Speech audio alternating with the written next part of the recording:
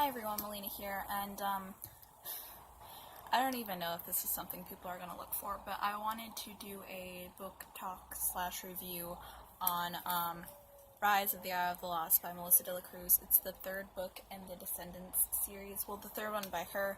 If you go on Goodreads, they kind of do what I do and incorporate the novelization of the movie as kind of a second installment in the series. That way, if you didn't want to watch the movie but you wanted to know what happened in between the first and second book, you could just read the novelization, read all four in a row, and you'd have the story so far. But yes, this was my most anticipated release for the year. Besides, like, some Cassandra Clare books, but I'm really behind. Like, I'm 3 books behind already, not including the ones that are coming out this year or that are already out this year. So those I'm excited for and I still want to own, but this one I was like, as soon as I get it, I can read it. So I was like really hyped for it. And yeah, so this is going to be impossible not to be spoilery because it's the third book in a series, but basically it takes place after the events of the second book and before the second movie. That's where the storyline is. So to give you a summary of, like, basically everything that happens or everything important that you need to know, like a brief overview if you wanted to recollect all the important details before, like, watching the movie or something. This starts off in, like, a little, like, prologue thing of Mal and Uma, and you see how they used to be best friends, and that now they aren't anymore, and all of that, you know, like, Uma's really resentful that Mal got to go, to Auradon, and she couldn't, and, something happens. She does, because she was mad at her, because, she was just gonna let, like, Mal drown or something, and so Mal does something, I think she, like, pours, like, a bucket of shrimp on her, and that's, like, it for them, friendship-wise. So then it cuts to modern day, and basically you see the Rotten Four, like Mal, Jay, Evie, and Carlos, and they are all with Ben at a underwater kind of Atlantica Little Mermaid setting celebration. It's called the Seaside Festival, I believe. Yeah, and a storm happens. And it's really weird for them because usually it never rains there and stuff, so they don't know why, and it turns out that this girl, I forget her name, something with an A, because they always do, like, puns off the names, but who is supposed to be Ariel's niece, I believe. She was added in as, like, the representation from the mermaid side, I guess, which, again, like many people, I don't get why they don't just add Melody. But basically, usually the trident is in the museum along with all the magical artifacts, but for the ceremony, King Trident can use his trident, and he has it for that ceremony, and she takes it to see if she could actually use the magic or whatever, and she ruins it. She starts a storm, and she loses the trident, and turns out that it ends up in the inside of, like, the dome that surrounds the Isle of the Lost. So basically it's now in their territory. And so she's freaking out. She goes to Evie, and Evie goes to the rest of them, and they all decide that they're going to help her. Because she doesn't want to get in trouble and, like, let people know that she took it. So they're like, okay, we're gonna go. But meanwhile, a majority of this book follows Uma and her, like, building a crew, and it's basically you familiarizing yourself with her before the movie comes out. So it cuts to her, and she hears about the trident on that side of the island. She wants to look for it, but everyone there is already looking for it because they all heard about it, and so she enters this contest to win Captain Hook's boat, because he's just, like, giving it up. So she enters a contest against Harry, which is Captain Hook's son, and it basically focuses on Uma, Harry, and Gil, who is supposed to be Gaston's son, which kind of conflicts with what Melissa's earlier books said, which is that Gaston had twin boys who were both named Gaston, but she changed it and basically dropped it and acknowledged that Gil is the only child of Gaston because that's how they did it in the script, so it kind of conflicts, but whatever. It's his son. And there's massive flirting throughout the whole book with Uma and Harry, and I'm hoping to see if that translates in the movie, like that you see that they kind of got something going on.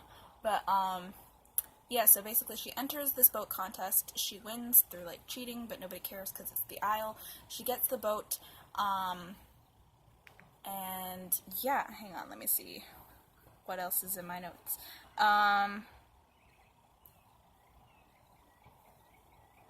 Oh yeah, there's like the moment that I actually started like shipping her and Harry was because there was a scene where they were going massively slow because they're on the ship now trying to get to the Trident, and she said that they were going too slow, and so they opened the sails to make them move faster, and I don't know, it was cute, it was bonding, it made me like them. And then, but the thing is, before she sets off, Uma finds out that she would be able to kind of call the Trident to her if she has Ursula's necklace.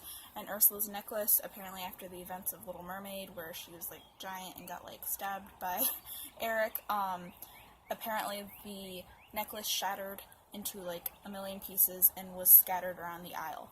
So, basically, Merlin, no, not Merlin, Yen said, I think, the guy that was from the second book, he has the pieces hidden somewhere, and his assistant ends up telling Uma because she threatens to burn Merlin's hat, or Yen said's hat, whatever, the mentor's hat.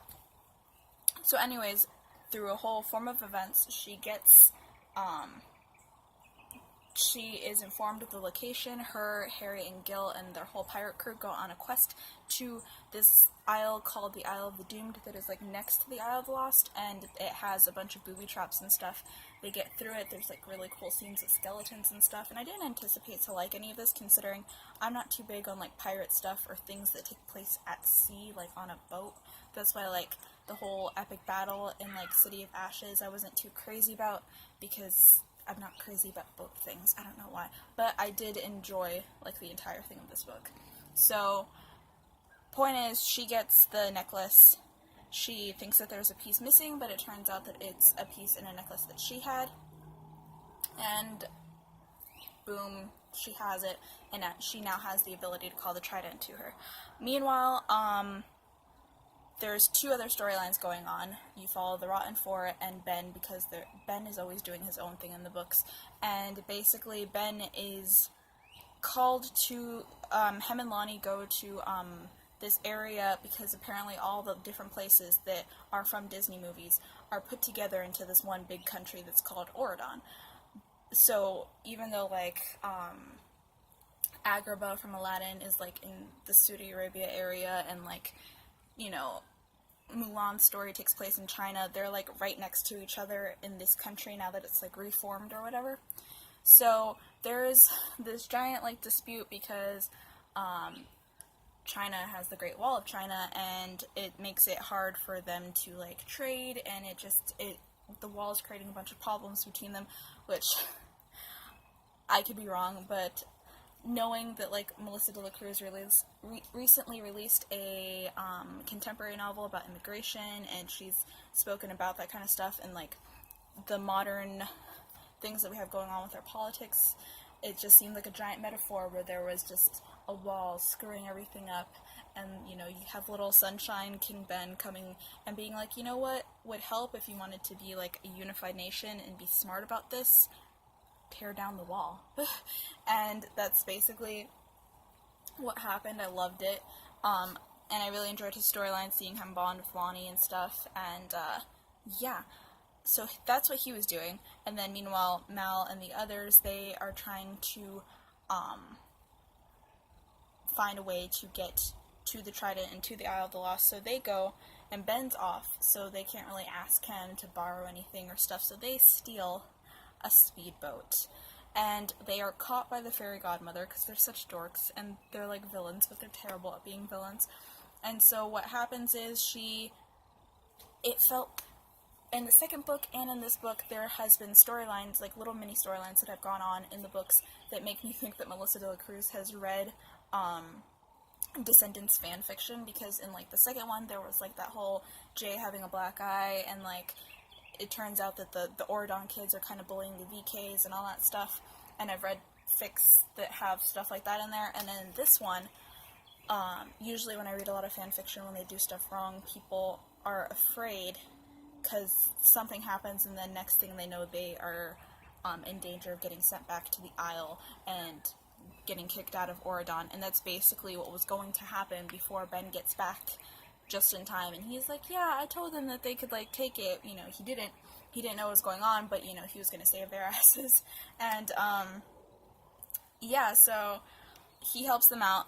Then they're all together now, Ben and the four of them, and they go, and there's this huge battle between Mal and Uma, where they're both like calling to it with their magic. Like Mal's calling to it with her book, and Uma's calling to it with the necklace. And I feel like that kind of showed that I think Uma is more powerful than Mal, but Mal, when she had hold of the trident, she basically closes the barrier once again, and Uma loses it, and she's really mad. And that's basically it for her storyline. And then also, before they leave, there's like a mini storyline with Mulan's son teaching Jay a new sport so that he could beat Chad, and Chad gets really mad towards the end because Audrey breaks up with him. There's a lot of little mini storylines going on, but basically they get back, and they towards the end of the book, it's clearly a setup for the second movie, because she's like, it's talking about Mal and how she wants to look more proper and try to fit in with like the royal people, because she's going to start doing like royal events with Ben. But it's like, Ben didn't ask her to do any of that, so I don't, you know, but it's a good setup for the movie, because that's the central like main beginning plot of the movie. And so she's asking Evie to give her a makeover and stuff. And the three things that bothered me about this book that kept it from being a perfect 5-star, because I gave this a 4.5 out of 5 stars. One, it wasn't a big thing, but it's just that I felt like there was 70% focus on like Uma, so you barely got to see the characters that you were already familiar with. Like there was like 20% like Rotten 4 and like 10% Ben, and it was just a majority of it focused on Uma. And I would have liked it to be kind of more evenly distributed, but it didn't really bother me because I grew very attached to Uma in the course of reading this book. But also, you put that aside, I didn't like that at the very end, Ben asks Mal and Evie to give up their magical things, because he said nobody should have any magical things now because of all of this. So he makes Evie give up her mirror, and he was going to ask Mal for her spell book, but then stuff happens, and she kind of like, it gets forgotten, so I think she still has it, but it's like, I don't know, it wasn't really necessary. They weren't harming anyone with that. He didn't need to take it, but whatever. That happened. And then the last thing is the biggest thing that bothered me, and it's because I am a hardcore J-Los shipper, which is Jay and Carlos, and I realized that that's not something that everyone is into. When I read the first book, I just saw them all as equally close for friends, and if anything, I just saw the closeness between Evie and Carlos as a brother and sister relationship, but besides that, they were all kind of on the same level for me. But I read the novelization before I got to see the movie, because I was late to the game, so they weren't playing it on, like, Disney for a while, and I saw, like, the chemistry between them. I started shipping it when I read the novelization, because in the movie there's a lot of scenes between them that make people, there's a big community. Point is, I know that this day and age, they're not going to release a Disney Channel movie or anything on Disney that has an LGBT character. And it sucks, but I get that. That's not going to change, you know? Maybe eventually when I have kids, the world will be a cooler, brighter place. But, so I'm fine with it not existing. But the fact is, for that, then I would prefer both boys, Jay and Carlos, to be single. And I feel like there was just a major thing where it was just like, out of nowhere, there was like a romance between Carlos and Jane, the fairy godmother's daughter, and it just felt icky. I didn't care for it. Like, and it's not even just because, oh, I just like the gay ships. I loved Evie and Doug in this. I always loved, since reading the first book, before even like reading the novelization or seeing the movie or anything, I have always shipped Mal and Ben. I like Uma and Harry, even though that's not canon either, but Jay and Carlos was something that I always really liked, and so if you're not going to do it, I don't want a random thing that doesn't even make sense to kind of be forced. Like, I've seen stuff on Tumblr, and it's like, please don't let them get obligatory girlfriends for the second movie, but I feel like with how much was put into, like, making a romance form between the two, I feel like since Disney allows Melissa to read the scripts before she writes the books, that they're probably going to do something in the second movie romance-wise between Jane and Carlos, so that's why she set it up in here, and not excited for that. Excited for the movie, but just not excited for that detail that I think is going to be there now because of this. But I adored this. I'm sad that it's over. I, like, tabbed the hell out of it, but if you see any of my other ones of the series, they're pretty tabbed as well. And also, they release many different versions of the books for different places. Like, there's a Barnes & Noble edition and all that. I got the Target edition that on the inside of the dust jacket has a map that's actually from the second movie, and it's, like, of Uma's ship and the Isle in that area. And, yes, it's really cool. I believe I got the Target edition for the second book as well, but I forget what that one has. But anyways, this was my review. If you liked it, be sure to give it a thumbs up. And if you want to see more of my face and my books, please subscribe. Thanks, and bye.